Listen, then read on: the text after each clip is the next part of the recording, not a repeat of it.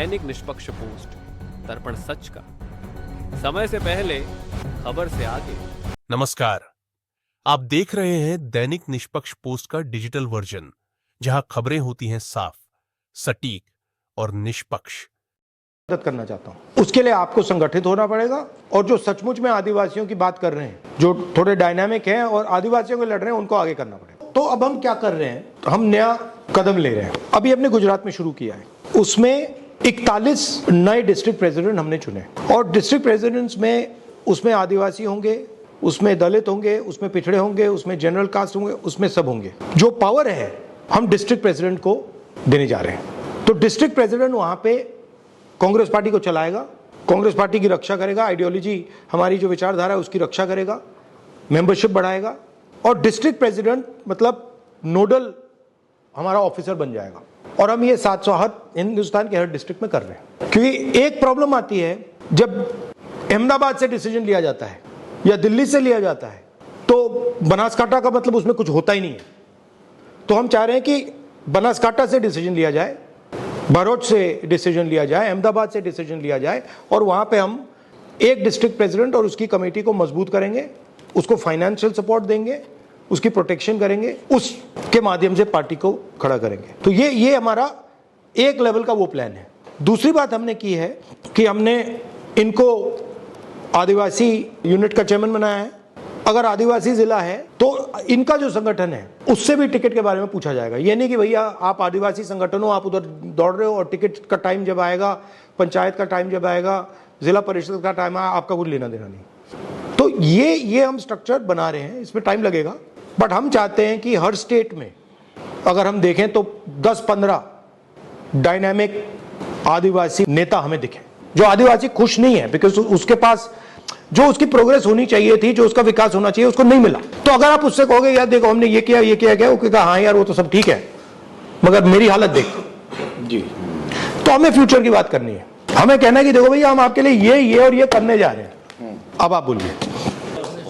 Sir आपने सब कुछ ही बोल दिया, जो बोलना जो हम बताना चाहते थे सब कुछ बोल दिया। जब से डिजिटलाइजेशन हुआ है लैंड का, सबसे ज़्यादा मार अगर किसी ने खाया है तो वो ट्राइबल्स ने खाया।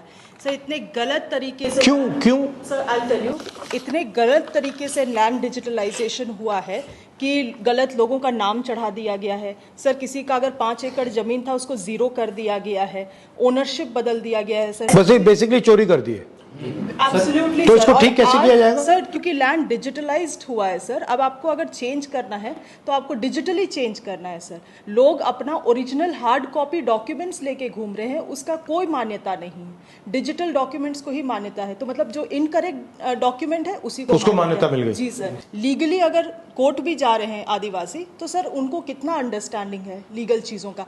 केस को जानबूझ के पेंडिंग रखा जाता है, आदिवासी फॉलो अप नहीं कर पाता है। सर उसके पास मोबाइल है, स्मार्टफोन तो है नहीं, छोटा फ़ोन किसी के पास वो भी नहीं, वो डेट तक नहीं फॉलो अप कर पाता है।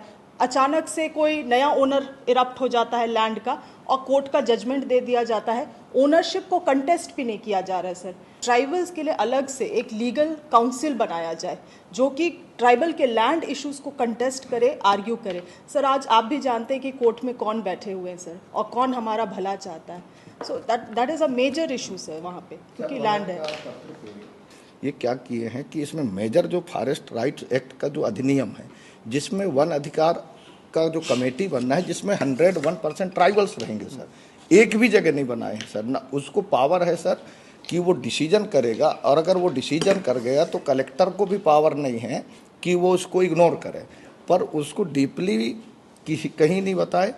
और ये पूरा प्रदेश में, चाहे झारखंड हो, चाहे उड़ीसा हो, चाहे महाराष्ट्र हो सर, ट्राइबल्स की जो लैंड्स है आपने अभी रोका सर, नहीं तो ये तो वनों को प्राइवेट लोगों को दे रहे थे।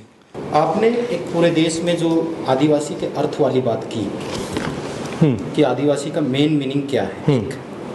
चूँकि आप देशज हैं, यहाँ के मालिक हैं, इसलिए जल जंगल जमीन पे पहला राइट्स आदिवासियों का है। तो जन संगठनों का विश्वास कांग्रेस पार्टी के प्रति बड़ा है सर, क्योंकि वो कह रहे हैं वनवासी और हम कह रहे हैं आदिवासी। लेकिन आपने एक बात महत्वपूर्ण की सर, यूनिटी की, एकता की। हम संगठित नहीं हैं। आरएसएस इस बेस पे काम कर रहा है सर हमारे क्षेत्र में। एक तो इसके लिए हमको कुछ ना कुछ बड़े लेवल पे जाके सोचना पड़ेगा कि इसका साटा हुआ क्या करें। गुजरात में सर जल जंगल ज़मीन की बात की है, इसमें पूरे गुजरात में ये 30 साल में बीजेपी सरकार ने शेड्यूल ट्राइब एरिया है हमारा, बनासकांठा में अंबाजी हो, अरवली में शामलाजी हो, दाहोद डिस्ट्रिक्ट हो, अब अभी आप राजपीपला में केवड़िया कॉलोनी हो, ये सापुतारा डांग में भी इश्यू है। पूरी जमीन आदिवासियों की बीजेपी सरकार ने उद्योगपतियों को दे दी। इसके लिए हम लड़ते हैं, कोर्ट में भी लड़ते हैं। लेकिन आपने जो बोला है कि 2027 में गुजरात में कांग्रेस की सरकार को लाके भाजपा सरकार को उखाड़ के फेंक देंगे।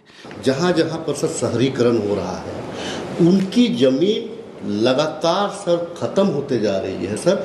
इस पे हम कैसे रोके, कैसे इसको रोके, कानून को कैसे हम प्रभावी करें सर, प्रभावी रूप से हम कैसे कानून को लागू कराएं सर, ये हमारे लिए बड़ा चैलेंज है। ठीक है।